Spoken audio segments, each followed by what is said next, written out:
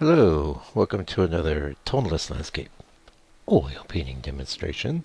This is your painter in residence, M. Francis McCarthy. And the painting I'm bringing you today is one I shared on the channel maybe a month ago, or maybe longer. It was called Misty Meadow. It's started life as black and white, and then we did a glazing demonstration. What you're looking at right now is where that glazing demonstration left it, and I I saw a lot of potential in it, but it needed to be taken further. It needed that whole concept needed to be taken further, and I did it. It was about a 15-minute video, but I thought, geez, it's been a while since I've done a 15-minute. I think we'll just speed it up and give you a break. If you are one of the people that wishes you would have heard the long video, just let me know in the comments. I mean, I can always post that as well. Um, I do know that people are busy, and a lot of people like the 50-minute format. And the thing is, like, I never know actually in the studio if I'm going to do that. So I might be sitting there burbling along. But if you know me, you know I can burble. So you probably know that. The other reason for this video is I just spent the entire day uploading about 20 new paintings to my store and resetting up the store, freshening things up, making sure everything was cool. A few prices have been adjusted, a couple upwards, but most of them a little downwards. So, you know, if there was one you had your eye on, maybe check it out. It could have been adjusted, and I'm always doing a little bit of that. I mean, not in any major way. Most of my pricing is based by size. And then here in New Zealand, with the galleries, the actual frame I put on the painting will definitely affect the retail price. Yeah. Um, but you know, I love it when people buy stuff from the store, because first of all, it just means that I'm getting a painting into someone's home. That's, yeah, a lot of the sales come from this channel, some from Instagram. I have been very negligent. I know I have an Instagram link in the video thing, and I think that's why people have been following me. But social media, especially in the current historical epoch, is just a lot for me to take, and I would just prefer to deal with people face to face. And I like YouTube actually quite a lot as well, because we can just keep the focus on what's important, which is art. Anyway, yeah, so one of the first things I did on this little painting was I went into the darker areas with a little bit of a black spinel, and that had a little bit of purple in it, I believe. And the idea was to keep that purple yellow complementary thing going. But you're also going to see, as the painting progresses, I start bringing in some more alizarin tones into the shadows, and then into the more highlight areas of the trees. I bring in some richer reddish tones and things like that. So one of the things I thought I'd do is like have a division between the more yellowy yellows up in the sky and more ochre type tones down in the grass below, which we already set up and established here. But the thing that one of the main reasons why just that first glazing pass wasn't going to cut it on its own is because it might have very well have, had I chose to do my underpainting in like umber tones and then glaze that, something like raw umber, or B, decided to do, when I did the glazing, to do things like blues and purples and things that would be working nicely with the gray, which is essentially cool in tones. So one of the things that I was sort of wrangling with when I glazed this was that when you put yellow over gray, you get a greenish tone. If it's a regular straight up neutral gray, that is, which, semi-neutral. I guess That's a bit of a misnomer because the gray you get by mixing ivory black and titanium white is not actually neutral. It's straight up cool. It's a straight up cool color. It's actually a blue. It has bluish overtones. So to get that into a neutral tone, you could get other grays by mixing complementaries together, or like a lot of times if I want to neutralize the Mike's Gray on my palette, which is just a mix of titanium white and ivory black, I'll bring in like a raw umber and maybe a tiny amount of like a burnt sienna to counter, because raw umber can have a bit of a greenish cast to it. Funny enough, it can go red sometimes too, so don't think I'm telling you it's a straight up green. Actually, I would tell you all the time I see raw umber as a yellow. Anyway, I've heard people tell me raw umber was cool. I perceive it as warm, especially when you contrast it with ivory black. So we've done a few videos in the new studio, and hopefully you're enjoying those. It's been pretty comfortable. I do have to prop up bits of MDF and things to block the light coming in from the front window, but that's been working out. That's been working fine. And as I indicated in this, in those live videos and in the other videos I've done, I have an intention there of doing a lot more large work. And the last one I've been putting up, I've been experimenting with just putting the painting up in stages as it's being done when it's one of those real large ones, because those take a bit more time and effort, and that I think has been working out okay. If you have an opinion on that, you can always let me know. Generally, it seems like it's been positive, and I mean, if you stack them all together, you get a 5, 6, 7 hour video.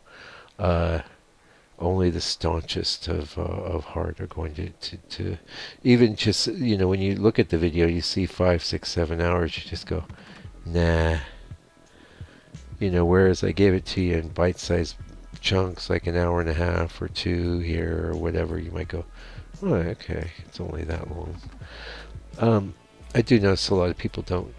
I think maybe they just watch the videos in chunks and pause it in the tab in their browser. That's what I would recommend. If you don't have 2 hours to watch a whole live session, but there's I've seen a lot of painters actually take this on. Like, I forget the name of this other channel, but he's basically speeding things up to, like, say a half hour, and then he's talking over the top. But kind of, he doesn't have a lot of videos, because I have to tell you that that's sort of exhausting. Like the sort of talking I'm doing over the top now, it's stream of consciousness. I'm giving you some insights and things, but a lot of it is other background information as well. And in this case, I've always seen this is the bulk of the videos even now still on my channel. I've always just seen that it's like, well, if you don't want to hear me talk, just put on some music or something. Anyway, let's talk about, you say, I want to hear more about what you've done in the painting. Well, what am I doing? I'm just bolstering what's there, making it stronger, bringing in some opacity, bringing in a lot of cases in this one, like what I was starting to get at with, the yellows going over the grays, is you get ugly colors. They just weren't pretty. And so a lot of what I did was transparent in this third and final pass on this painting, which was just to bring in tints and things. Like you can see now, I brought in some reds into those tree masses, and I'm still keeping the shadows. And one of the things I was determined to maintain in this painting was I never went that strong with the darks. Now, I knew that would have made the painting pop, but I kind of like the fact that it has that sort of misty quality, and or it has like it's either haze or something that's keeping those middle distance blacks from being perceptually all that black. Even in the foreground areas, I held off from going super dark, and that was just a creative decision that I made. Well, it started with the glazing, but I decided to carry it through. I know I could have made a much more snappy painting that was actually a bit more reflective of what I usually do, because I love nothing better than contrast. Uh, I love to put a black tree trunk up against a colorful sky. I just love that, and I do it all the time, more and more, to the point where I think I'm getting sort of an identifiable style on the path trail type scenes with the darker trees, whether it be a green scene or what I'm doing now, where it's a golden scene. Um, I feel like a certain identity is forming with that type of scene and my approach, and that's cool. I like that. Um, I've always had, well, this is what let's just say you're a student of mine, and what I've always told my students, and so many of them are fixated on style. I always say style is just a byproduct of your limitations. Certainly isn't something you should be pursuing, and I have not much interest in, for all the master's studies I've done, I very seldom go so much after the style of an artist as I'm just trying to get the soul of what they did. Now the style's all tied up in that, and I think that artists that are just starting out, I don't really want to use the word amateurs, but they see style. Style is identifiable. Style is something that people can talk about. But style, since it is the byproduct of, in most cases, of just your shortcomings as an artist, mixed with the myriad of ways that you fix things and the deviations from the way physical reality actually appears. Like if you were to look at a photorealist painting, you would think, "Wow, that looks real." I'm looking through a window. Well, that guy's removed the bulk of the style from his work, right? He's just giving you 100% faithful representation of reality. Granted, there's going to be abstraction, blah blah blah. I'm not getting into that debate.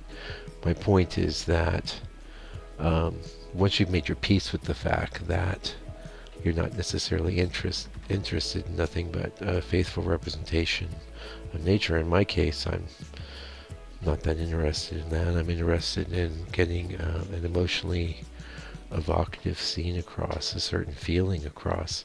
And to me, landscape is the number one best way to do that. Better than still life, better than florals or portraits. Now, portraits, sure, you can get emotions across, but the emotions you tend to get across with portraits, unless it's, say, someone like John Singer Sargent or Leonardo da Vinci, it tends to be amped up and broadcast pretty heavy-handed. So don't get me wrong. Oh, people like Odd, I think his name's Odd Nerdum. Man, I love his stuff. He really does get a great emotional quality across. So certainly you could do it with people. But to me, it's all spring-loaded. You get, who is that person? What's their story? And I'm not really into narrative in my work, and that's one of the reasons why landscape is perfect. I am into emotion.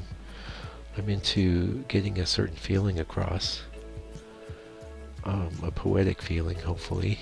And but I'm not into telling a story, really. I'm not into narrative. Nothing wrong with it if that's what you want to do. It's very easy to get narrative into your work. I mean, you had a cow. Someone's going to wonder, how'd that cow get there? What's the cow doing there? Who owns the cow? How many other cows are at the outside the picture frame? Has that cow been there long? Your house. Who owns the house? Whose house is that a farm or is that a house? Every now and again it might stick in a little building. That I can handle a bit of that, but one of the reasons they don't feature prominently in my work is because of that. I don't really want to do that. I want to create an evocative space that can be inhabited by the consciousness of my fellow human beings. Yes. Anyway, new paintings in the store. Go check it out. And yeah, you buy one that's got a guarantee. I guarantee it.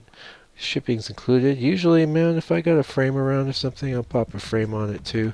I can't always call that out in the store because Well, so far, I mean, I've sold dozens and dozens of paintings out of the store, and I put a frame on every one, but usually just know I'll throw it in if I can. Anyway, I gotta go. Thanks for joining me today. I'll be back real soon with another video. Meanwhile, please take good care and stay out of trouble.